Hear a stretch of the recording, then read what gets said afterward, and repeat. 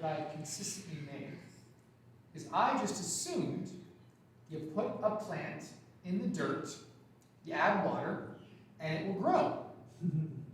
But I don't know if you noticed those little, we have those brown wooden pots outside, and on the front lawn out there.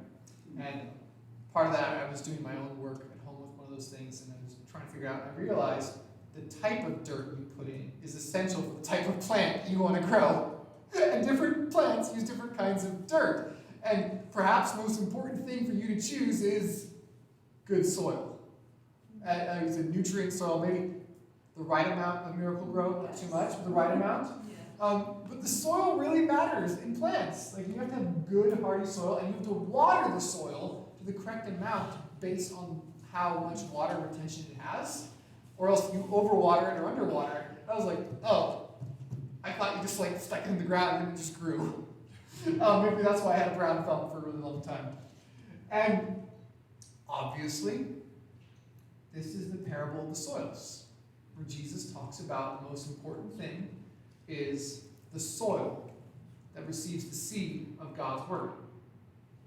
And he's going to bring out and explain different kinds of soils and how they matter, and ultimately why some seem to receive and some do not. And he makes that the issue comes down to the type of soil that it is, not the type of message that it is given. Quick just review of the whole book. Let's remember the purpose of Luke from Luke chapter 1.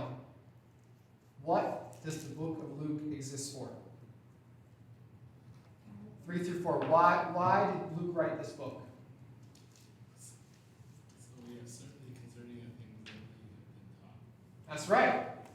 So certainty about things taught about what? About what? Christ. Yeah. So he's trying to give two Christians and say, hey, here's some certainty. Here's why you know what you believe is true, because I'm going to tell you all about the person you heard about, Jesus. And I've done all the work, and I've done all the research, and I've put it together to encourage you. And part of that, one of the things that's happening in the early church, people are not coming to faith. You know how disheartening it is when you get really excited, and you believe, and you say that message to someone else, and they do not. And they're just like, I don't understand what you're talking about. Or that doesn't really sound convincing to me. And the last time we saw in the beginning of Luke 8 how Jesus was supported by a number of women who gave him the financial resources to do what he was sent on earth to do. They ministered to him, they provided finances, they sold their own belongings, and they supported him. We talked about the important ministry of women and how also there's a difference in what God calls women to do and then men to do, because he has the 12 apostles, which are men, but then the women are ministering in very important ways. And they are now enabling him to do what he is called to do, which is teach God's word from place to place, from city to city. And we get to one of the most recognizable teachings of Jesus Christ in Luke, with the parable of the sowers, where basically we're going to see how not everyone believes because God must change the soil. Just like God gives new hearts, he needs to give new soil. So what I'd like to do with this is I'd like us to take some turns reading the passage. It's a big section. So would someone mind reading verses 4 through 8? Anyone volunteer to read verses 4 through 8? Steve, go for it. And when a great crowd was gathering, and people from town after town came to him, he said in the parable, a sower went out to sow his seed. And as he sowed, some fell along the path and was trampled underfoot, and the birds of the air devoured it. And some fell on the rock, and as it grew up, it withered away, because it had no moisture. And some fell among thorns, and the thorns grew up with it and choked it. And some fell into good soil and grew and yielded 100-fold. As he said these things, he called out, he who has ears to hear, let him hear. Would someone read 9 and 10? Shorter section. We'll need to read 9 and 10. Lynn? Then his disciples asked him, saying, "What does this parable mean?" And he said, "To you it has been given to know the mysteries of the kingdom, but to the rest it is given in parables, that seeing they may not see, and hearing they may not understand." Would someone read 11 through 15?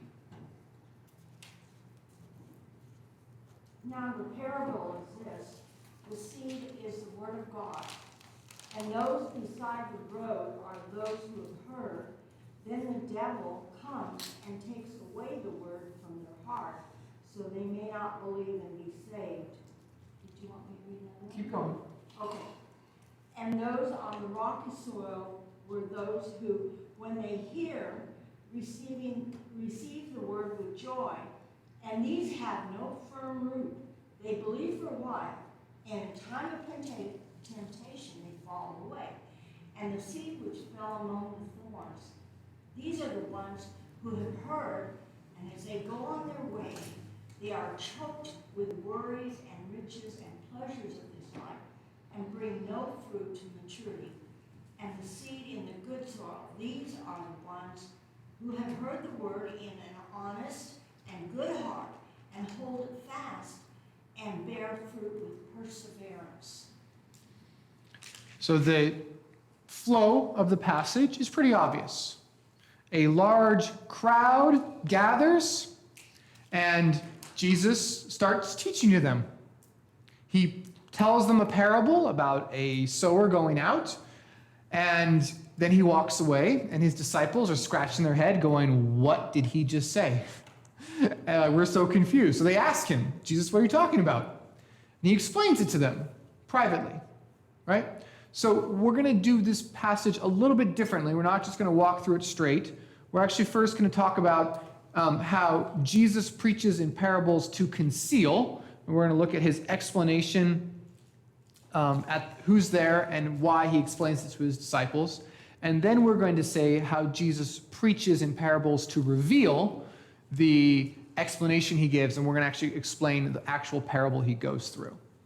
Make sense? That's why I want to just read through the whole thing, and we'll go back through it. So, as I said, in verse 4, a great crowd is gathering. People come to him from town after town. They're all gathering around, and right now this is the Galilean ministry. So it's people from all around the area of Galilee gathering in. They're coming from here, they're coming from here, they're coming from over here, and it's just the crowd is getting bigger and bigger. And so this is not just his disciples. This is a large group of followers. We've already seen some people come just to be healed. The Pharisees and the scribes are coming to test him and challenge him. And so these large groups of people, the group is becoming more and more diverse. Not people who necessarily like what he's saying. People are like, "Hey, what's going on with this guy?" Or some people who are very angry with this guy.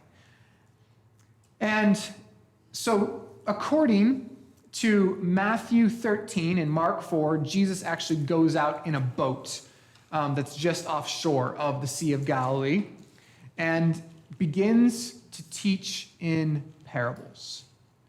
Question: why do people often associate parables with Jesus? People think parables, at least in Christian circles, we think Jesus. Why is that?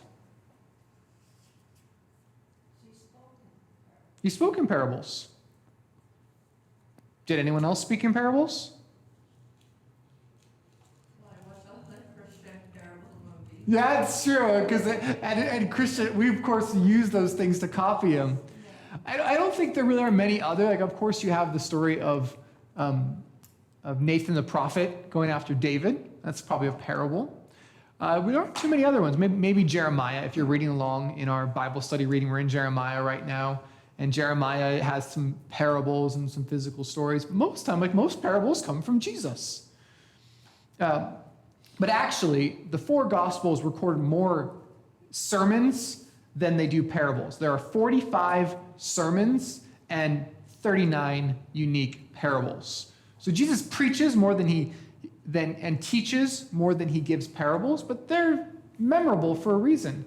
Now, one theologian describes a parable as a figurative narrative. It's true to life, designed for the teaching purpose of conveying some specific spiritual truth, usually or always relative to the kingdom program of God.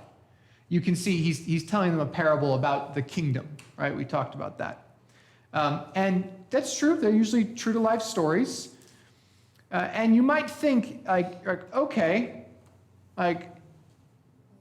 why? These are supposed to be understandable, right? And another person says parables are simple, memorable, and entertaining. Most are rather easy to understand. They deal with everyday matters such as farming, fishing, travel, money, and human dynamics. Yes, Steve? So when I was a boy in Sunday school, they taught us a little easier version of this. Yeah. They said a parable is an earthly story with a heavenly meaning. Mm-hmm. Yeah. I'm getting there. Actually, you're stealing my line from later, but I like it. That's perfect. You mean that works still? Yeah, I think so. Oh, good. But because that's the whole thing. Because parables can be kind of confusing sometimes, right? Like the earthly part, you're like, okay, yeah, like sowing seeds. But when you try and get at that like heavenly meaning, you're like, what is he getting at here, right? Like they are sometimes we're like, why are we disagreeing about what this parable means? Or like, why is it seems confusing to me. This is supposed to be a simple little story. Now, the Gospel of Matthew is a little more straightforward than Luke. We've talked about how Luke bounces around a little bit more and how he says, and then later, sometime it happened, and sometime happened. Matthew and Mark are more like, and next, and next, and next. Because Luke is writing later, and so he's just trying to fill in some more pictures. Yeah, Yeah. because Luke is writing what's already happened. Exactly. And he has to ask questions Yeah. as he's going along. But they weren't there Mm-hmm. at the time. Like, that would make it different. Yeah. Matthew's probably going along, taking notes of what's happening as he's following Jesus. Now, in Matthew,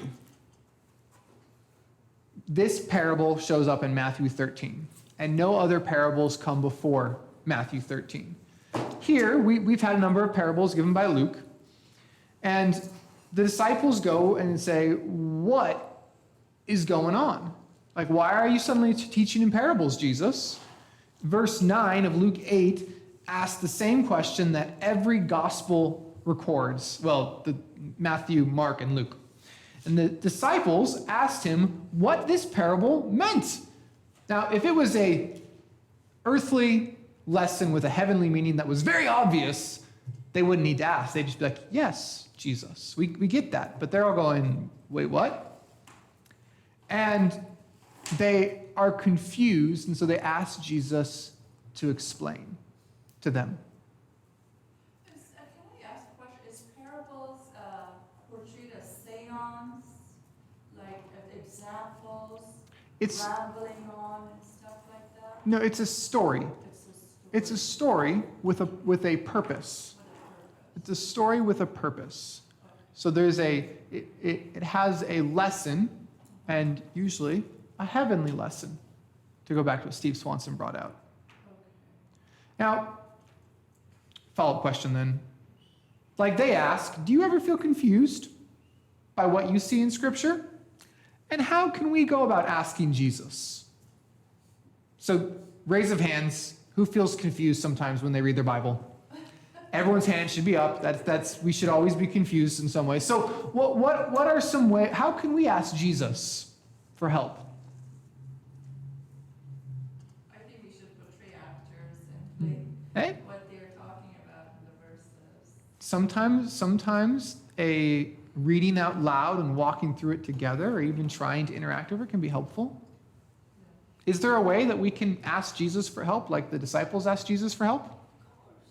What is that? That's asking. Yeah. We can ask Jesus. What do we call that? Asking Jesus. Pray. I'm sorry. That's such a Sunday school answer. We're like, there's got to be something more complicated here, right? Like, no, like it's prayer. I was going to say intercession. You want to be specific there. Yeah. Petitionary prayer. I really like this. I like this quote from John MacArthur where he said, I believe our Bible study must be born out of prayer. When I study the Bible, I pray this simple prayer: Lord, as I approach your word, show me your truth and teach me what I must know. I would never approach the scripture without first seeking God in prayer. That's a very good reminder to us. Like, especially as you learn more, it's very easy to think, oh, I have my simple rules, how to figure it out. Like, I can walk through this. And like, no. Sometimes we just have to go in prayer and say, Lord, please help me understand this. And sometimes we start with prayer and we get about a little way through and we're like, oh, God, please help. I need help to understand this, at least what I'm supposed to do with this.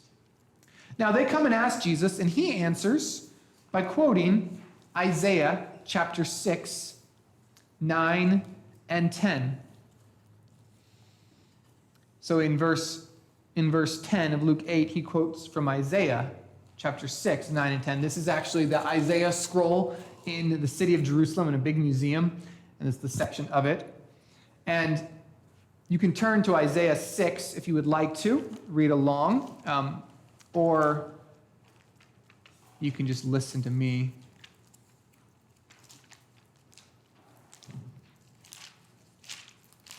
Isaiah chapter 6. I'm going to start in verse 8 for the sake of context.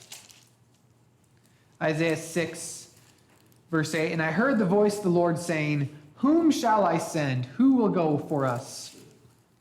And I said, here I am, send me. And he said, go and say to this people, keep on hearing, but do not understand. Keep on seeing, but do not perceive. Make the heart of this people dull, their ears heavy, to blind their eyes, lest they see with their eyes and hear with the ears and understand their hearts and turn and be healed.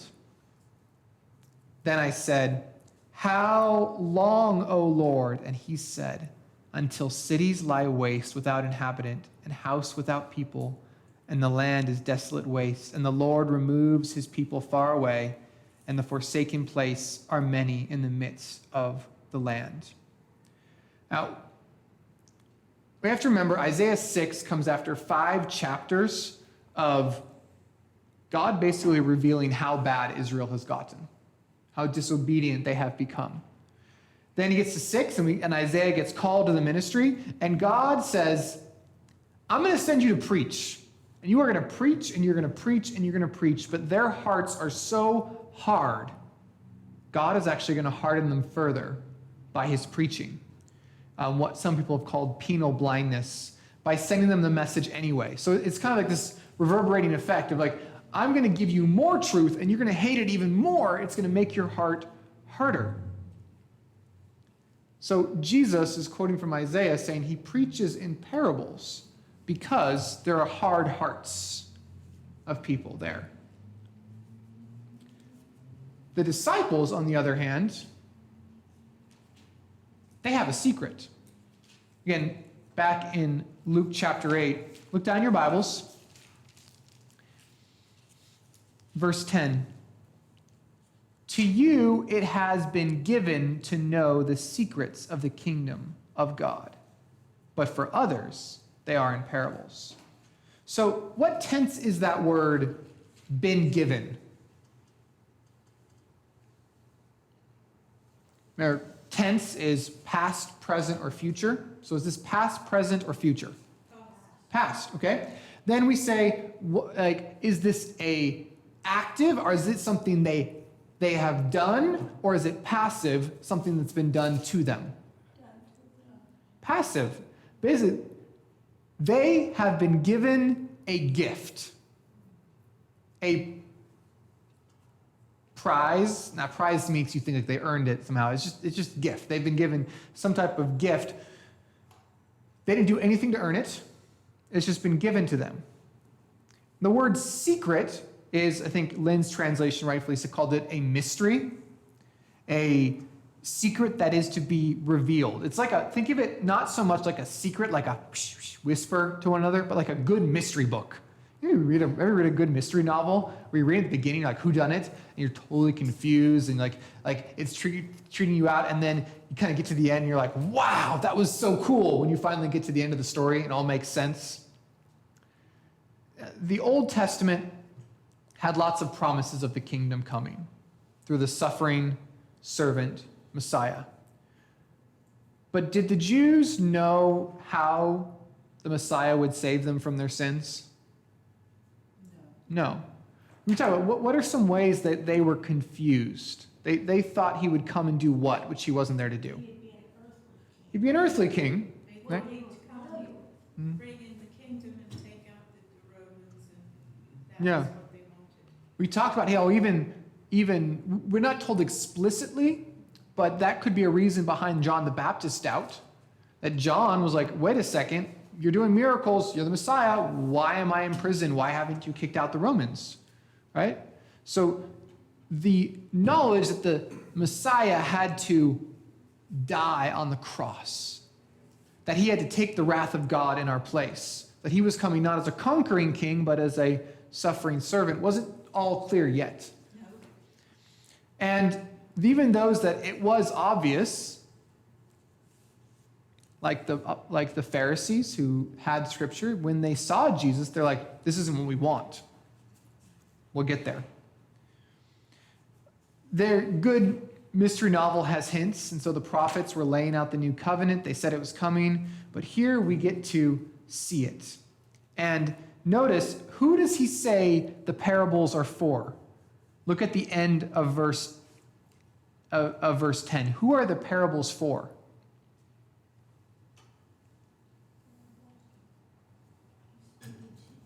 Mhm. So he says, to you, you've been given the secrets, but who belong the parables? Others. So not the disciples, being the 12. So Jesus is saying the 12 apostles and his other followers who are talking with him, they are the ones who've received the truth. Parables are actually for everyone else. I know I've had different people over the years talk about this, and they're like, well, see, the real difference is actually that they came and asked. But Jesus doesn't say, oh, this is for you who ask. He's saying, this is for you who it has been revealed to. And he gives them the parables then. So we could say that the purpose of the parables is threefold. One, it reveals truth to those God has revealed the truth. It reveals truth to those that God has already revealed. It takes the truth that they know and it makes it clearer. It gives a better image. It makes it more memorable. But it conceals truth to those who deny the truth. And ultimately, Jesus teaches in parables because it fulfills prophecy about what the Messiah would do. In other words, the ones that are going to understand them are those he's chosen to reveal it to. And everybody else didn't get it revealed to them. Mm-hmm. That's what it amounts to. In other words, it's going to be revealed, but only to those he's chosen to reveal it. Those he has given the gift, Yes. right? Right. So parables exist to conceal, which I think sometimes we get frustrated with parables because we're like, they should be easy. These are great little stories. But I think that's like children getting upset that hide and seek is too hard to find the person. Right? Like, why can't I find you? You're hiding too well. That's the whole point of the game, right? And I think in the same way, parables are supposed to make us wrestle and pray. They're supposed to make us get stretched. And it's supposed to help reveal to us when we seek the Lord. So don't get upset if you don't understand parables right away every time. Thankfully, this one gives us the answer, so we'll learn what Jesus means by this parable. Is parables only relate to Yeshua, Jesus Christ, or is people talk in parables, like people in law, businesses and stuff? Is it like some type of, Is there like another word for parable? Well, a longer version would be considered the Greeks had, why I'm just blanking on the word all of a sudden. Not an allegory, those stories that would have the lesson at the end. Fables, that's the word I was looking for, fables. So it's like a parable is kind of a short fable. Again, I'd say we read about Nathan the prophet in the Old Testament, tells a story, and it has the point of a rebuking King David at the end. And so that's used. So it's not only Jesus, but Jesus uses them a lot, and so people recognize him. Okay. So, question then. How do we get parables wrong?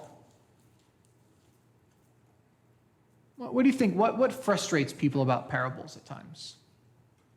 They can seem too open-ended, Mhm. or like you can make it mean a lot of things. Yeah. It just doesn't make sense sometimes. Just wait till we get to the parable of the sly servant, the guy who steals it from his master to secure himself. And you're like, what in the world, Jesus? What is going on with this? I like that. That one's a fun. That's a one where you're like, oh man, I just got to think about that one, right? Mm-hmm. Yeah, I think we talked about previously how there was one old church father who looked at the parable of the two sons, and every single detail he like read into. Like the pigs are actually like sexual temptation. And you're like, what? That's a little weird. Well, that doesn't seem to be in the case there. And he comes up with all these weird things, and he overreads everything in that, and that's not the best way to do it.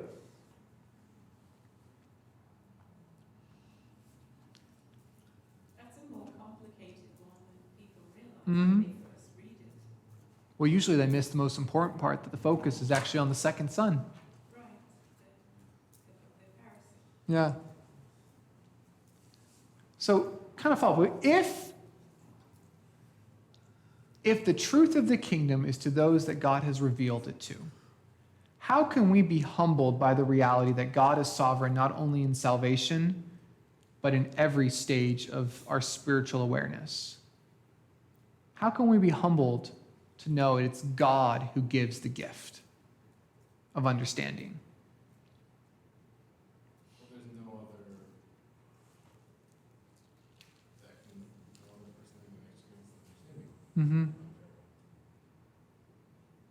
Just of parables? Well, not, I mean, understanding of anything in general. Yeah. And why should that make us humble? That's a good point. Like, we can't get this understanding of the Bible or things other than from God, so why should that humble us? Maybe showing our dependence Mm-hmm. on God. Mm-hmm. We can't do it ourselves. Mm-hmm. I guess you trust in the word. Mm-hmm. Trust in him. Maybe we should put us in awe a little bit. Understand that God is far bigger and grander than us, and so it's okay. When maybe things don't quite make sense, and people are like, all right, I get that the Bible says this.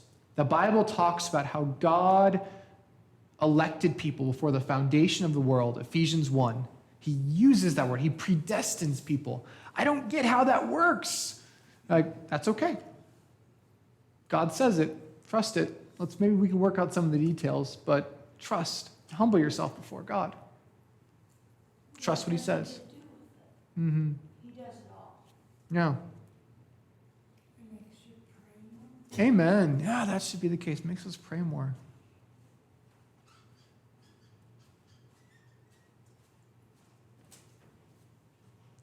All right, let's talk about what Jesus actually said now, what he taught. So Jesus preaches in parables to reveal. He wants to reveal what kind of listener people are and why some hear and some do not. Jesus preaches in parables to reveal. It's already 7:40, so we'll see how far we get through this. First off, 5a and 11, the word always works. The seed is always good seed. All right, that's what we're trying to get at here. Verse 5, a sower went out to sow his seed. And in verse 11, he explains, now the parable is this: the seed is the word of God. A sower is a person who scatters seed with a certain uniform motion. You just picture seed in a hand getting thrown out there. And this might seem a little bit like silly or wasteful, because we plant with precision, right? Intention. You get a pot, you take one little seed and you stick it in the pot and you cover it up with dirt. Or machines go along and they just go and drop it in. But this was not the method of the ancient world. We have ancient drawings even of this, where you have the man in front is the sower, and he would take and he would, as you can see there, he's just launching it with his hand, repeatedly throwing it everywhere it would go, throwing seed. The second is the plowman. And you can see there, here, you can kind of see it clearly here. He's holding a plow down, and some people would even have him standing on top of something, and he's driving the oxen forward. And so the oxen is taking the plow over the seed that has been thrown. This was a common method. You didn't just go plow a field and then carefully put them in. You would actually go and deposit the seed and then push the seed into the ground as you plowed.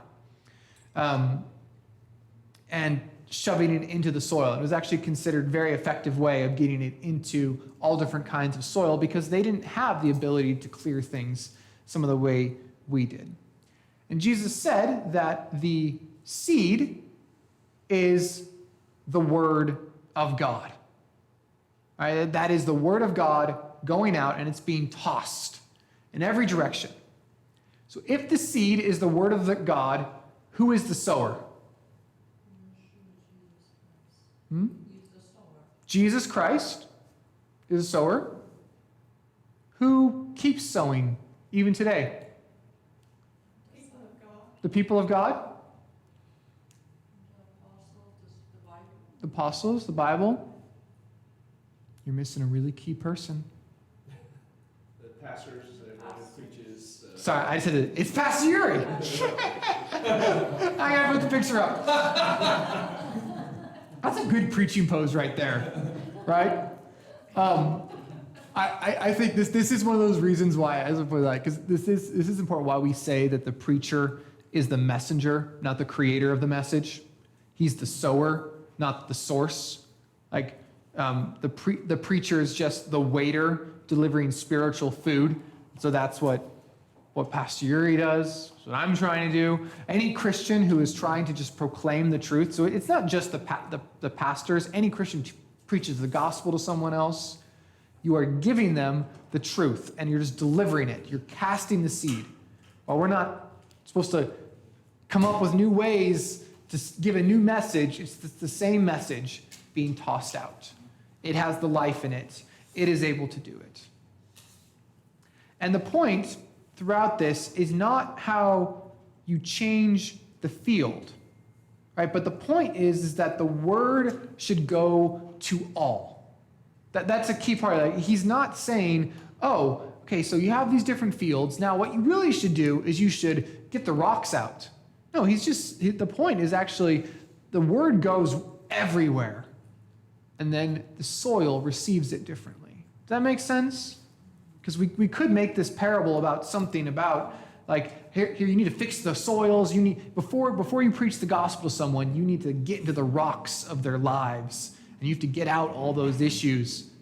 That's not what he says. He just says the soil, it just got spread. And then he's answering the question, why are some not hearing, though they're called to sing? I would argue he gives some examples here that are the same old enemies you see throughout the Bible: the world, the flesh, and the devil. Those are the three bad soils: the world, the flesh, and the devil. Now, we start with the devil. Or verse 5 and 12.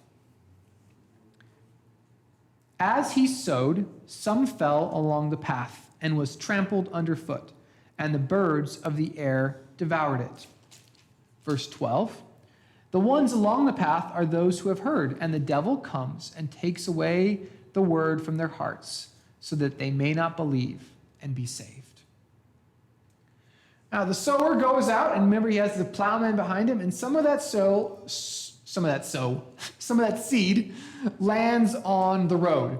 You can see even in modern day in Israel, you often have paths, whether they're walking paths, travel paths, access paths, where people would travel along in between parts of a field. And so you'll even see this in farmers today.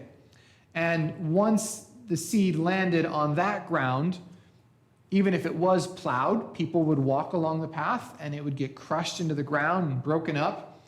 Anything that tried to live out, because that's part of the reason paths exist, is people's feet go over and they trample any vegetation that exists on it, and so a trail continues on. So the path, people would walk on these paths, and so they'd be like, yeah, we get that. If a plant starts to grow on a path, it gets crushed. And because that ground is harder, if the seed lands on it, a little birdie would come and see that seed and eat it. There are all kinds of birds in Israel today and forever. These are 3 of them. Turtle doves, sparrows, pigeons, all these different kind of birds that exist. Right? And Jesus tells us that the birds are, in fact, the devil. Right? Diabolos. Devil. And it's saying that his strategy is the same as it has ever been since the garden. He is the accuser.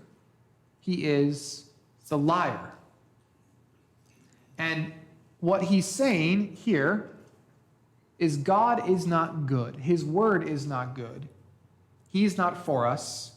And so he grabs that seed and says to that dirt, as a word, use the image, this is not for you. I'm taking it away. And if faith comes from hearing the word of God, Satan wants them not to hear. So Satan does everything he can to keep people from hearing the word of God.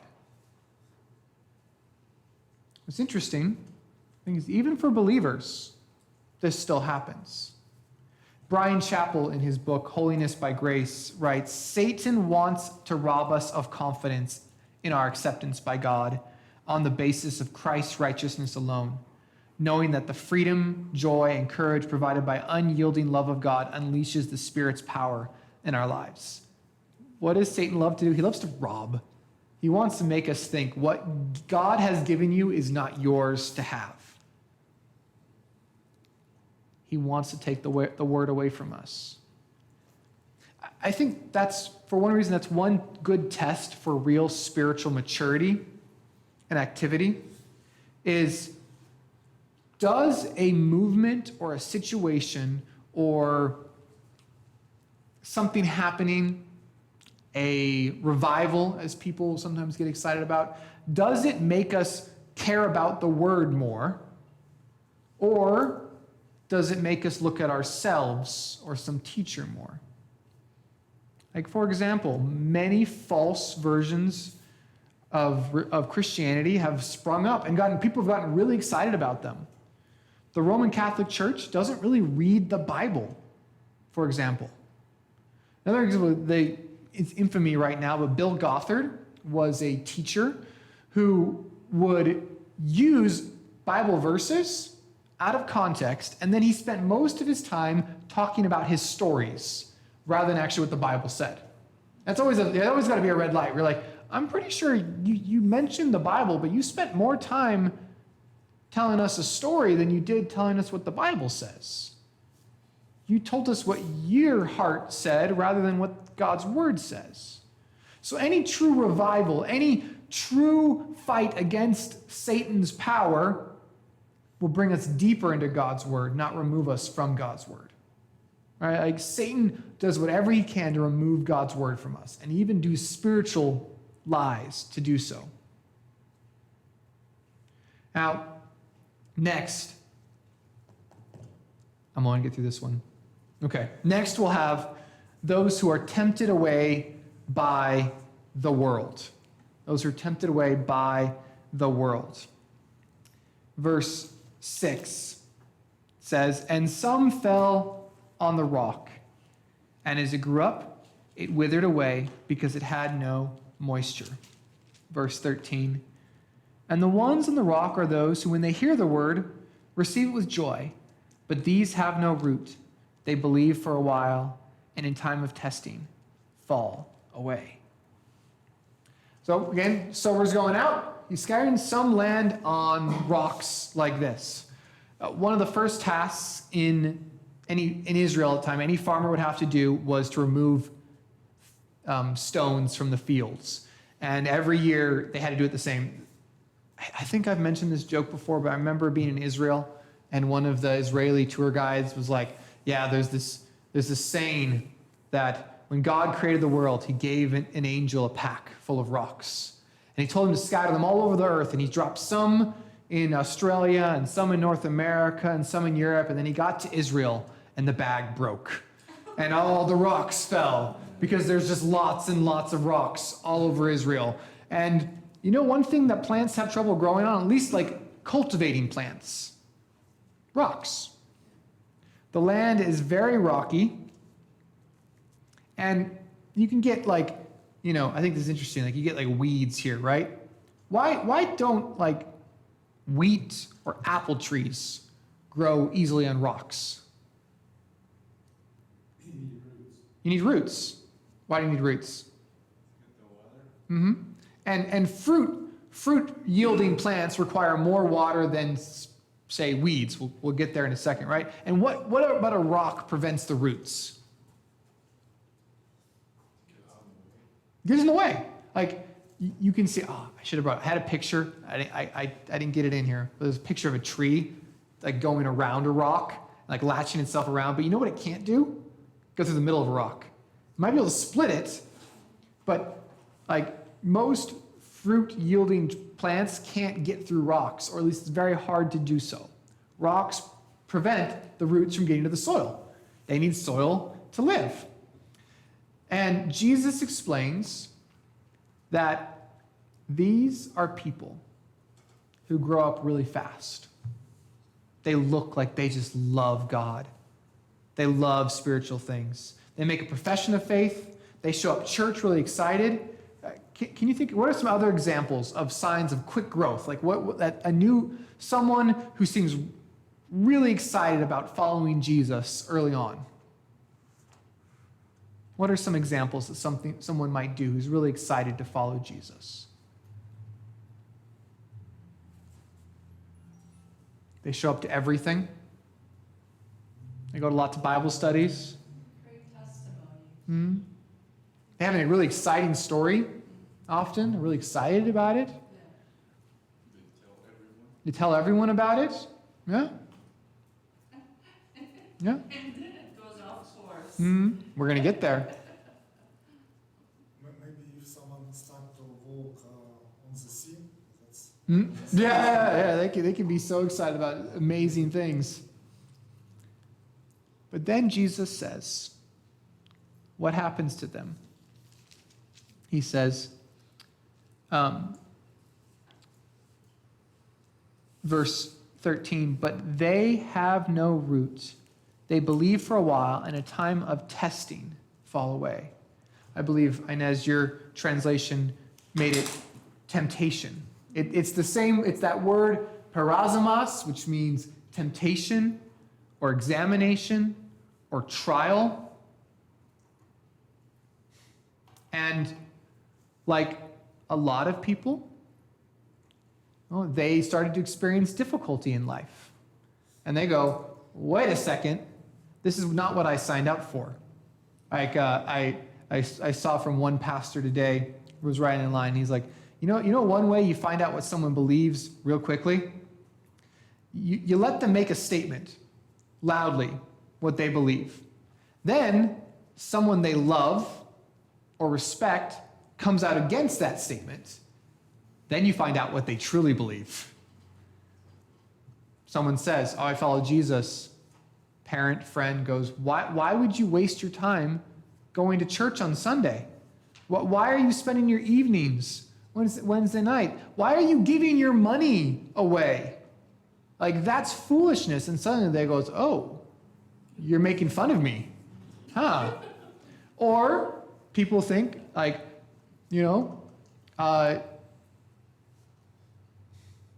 I don't think my dad would mind I share this. But when he was a new believer, my sister was just born, and I was the child my dad said drove him to faith, because I was a very difficult child. I was screaming, crying all the time. I was fighting them. I was a terrible two from the time I turned 9 months, my parents like to say. And then my sister was born, and she was quiet and calm. And my grandma was really concerned about my sister because, like, what's wrong with her? And it turned out my mom was on certain pain medication drugs, and it was kind of sedating my sister. But my dad looked at her and he's like, no, I just became a Christian, and I prayed for this, and this is the answer to my prayers. And then he realized, oh, wait a second, following Jesus comes with difficulties. And these trials that we face, actually, for a real believer, prove the genuineness of our faith. 1 Peter chapter 1, verse 6 and 7. "In this you rejoice, though now for a little while, if necessary, you have been grieved by various trials." Same word. "So the tested genuineness of your faith, more precious than the gold that perishes though it is tested by fire, may be found to result in praise and glory and honor at the revelation of Jesus Christ." Trials have a way of revealing, like fire takes out the impurities from gold. Trials have a way of revealing what we truly believe about Jesus, whether he is worthy of our praise, glory, and honor. To use a little image here, like that really did not come out there. Sorry, but it got too small and the image didn't work. I'll try and get a better one for next time. But the people, they had a shallowness about their faith. They didn't really want Jesus. They wanted Jesus to give them something. They didn't really care about eternal life. They just wanted to be healed. They didn't want the kingdom of heaven. They wanted the kingdom right now to make their lives easier. And here, the world beats them up. And so they give up on Jesus. Can you guys think, what are some trials that cause people to lose their faith? What? Losing a loved one. Yeah. Having our dreams and our futures destroyed before our eyes. Someone else gets all the good stories. Why do I have the bad story? Right? Other things, that trials. They throw you under the bus. Being betrayed. Yeah. Yeah, betrayed by people can do that. The church. What? When people are burned at the church. Yeah. Because, the church is full of sinners. Sinners sin, and they hurt each other.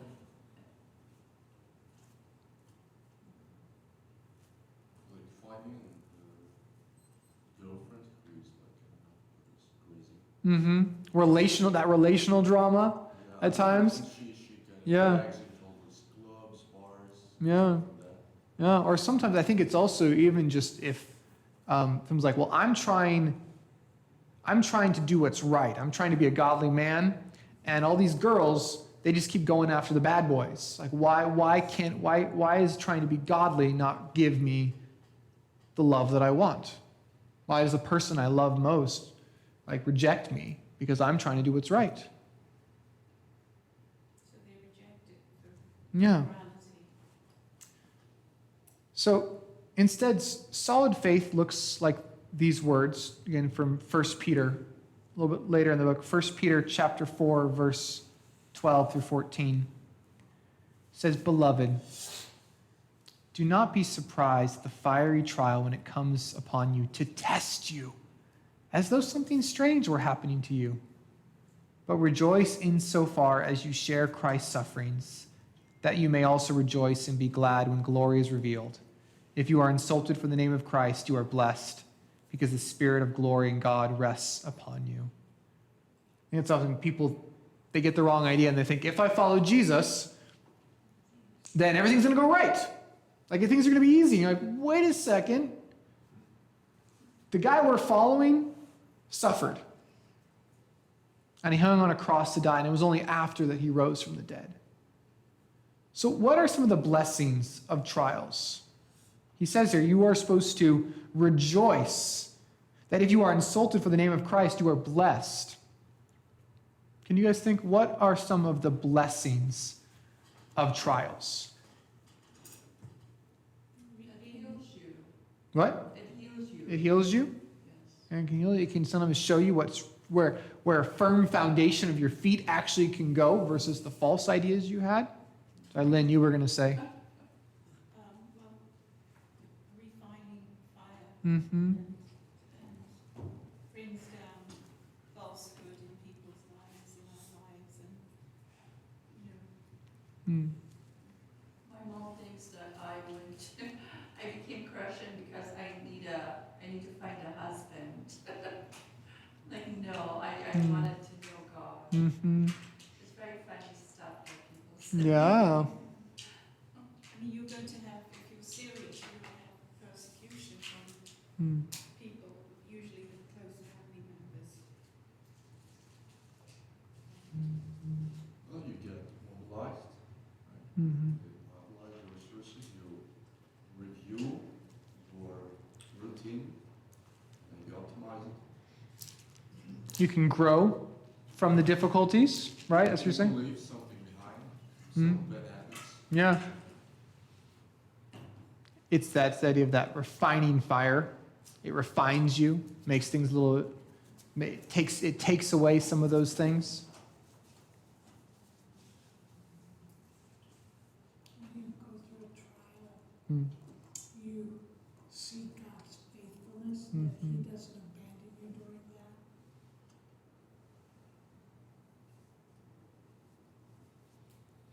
I think that perhaps is one of the most important things that come with trials, is that trials bring us near God, and it'll be worth it to know His presence better.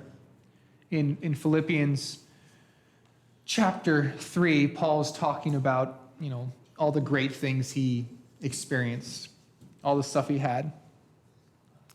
And he says in verse 10, he says, I count it all as loss. And he says, that I might know Him and the power of His resurrection and the fellowship of His sufferings, becoming like Him in His death, that by any means possible I may attain the resurrection from the dead. Jesus promises to be with us, and we get to fellowship with Jesus through our sufferings. And so it's worth it, because we get to know Him better. God promises lasting reward. He promises to be with us, and so we can have hope in the midst of it. And while the person with weak faith, they just get burned up in the midst of all that. The person with deep faith, roots who are in Christ, said, this is going to get me closer to the living water, to the life-giving water of Jesus, and it's worth it.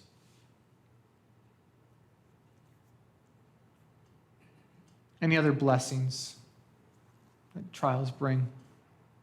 The results, the perseverance. Mm-hmm. We couldn't do it. Yeah. And you pray for the unbelievers, Mhm. they give you trials, but you have to throw back the trial Mm. to say that you need to believe. We couldn't persevere. Jesus wasn't behind the trials. Mm. There's a certain sense where it does bring God more glory, because we're suddenly going, wait, this is impossible. I could never have done this without God, right? I think as we progress, we really want heaven, and this world is it doesn't have the meaning Mm. to us. It's the Mm. it's the heavenly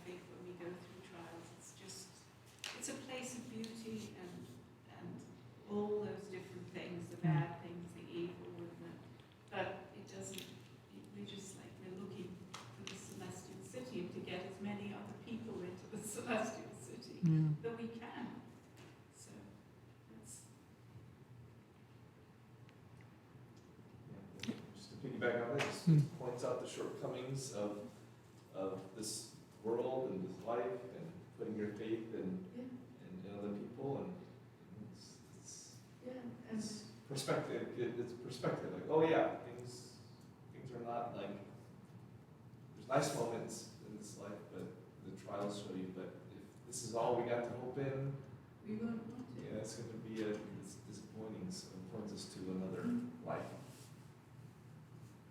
Basically, without the Lord, life is a mirage, and people are going to the next mirage.